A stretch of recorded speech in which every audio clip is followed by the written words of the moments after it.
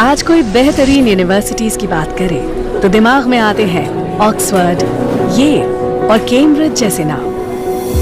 लेकिन एक कमाल की बात बताऊं, करीब 1500 साल पहले कहानी कुछ और ही थी।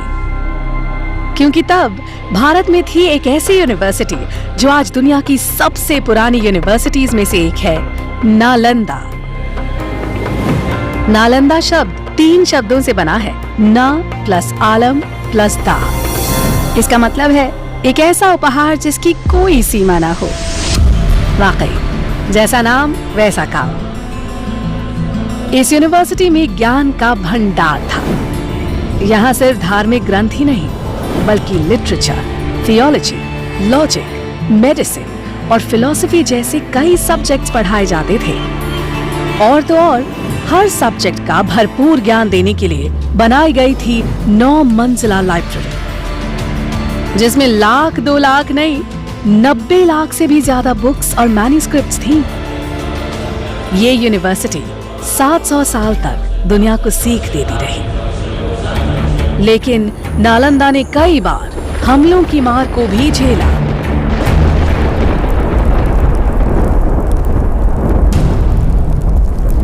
आखिरकार 12वीं शताब्दी में एक हमले में बख्तियार खिलजी ने नालंदा को जला दिया।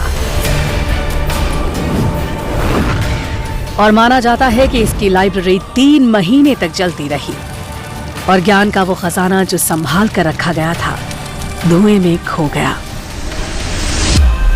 उस वक्त जब नालंदा कई बुलंदियों को छू रही थी, वो एक महाविहार यानी विशाल बौद्ध मठ का हिस्सा थी, जिसके खंडहर आज भी 57 एकड़ में फैली इस साइट में नजर आते हैं। कुछ रिकॉर्ड्स के मुताबिक नालंदा दरअसल आम के बगीचे पर बनी थी, जिसे 500 व्यापारियों ने गौतम बुद्ध को तोहफे में दिया।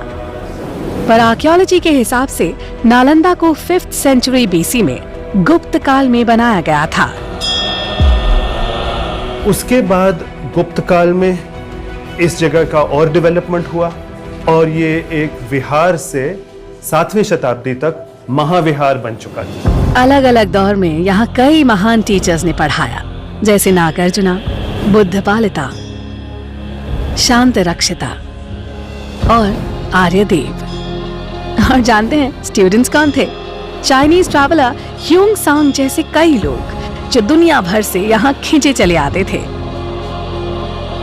यहाँ पर पूरे विश्व से, चीन से, म्यांमार से, श्रीलंका से अनेक प्रांतों के लोग इस जगह पर शिक्षा ग्रहण करने के लिए आया करते थे इस महाविहार में। लेकिन इस सब के बावजूद नालंदा वक्त की मार को नहीं झेल पाई। इसीलिए डॉक्टर अब्दुल कलाम की पहल से नालंदा ने एक मॉडर्न इंटरनेशनल यूनिवर्सिटी के रूप में फिर से जन्म लिया।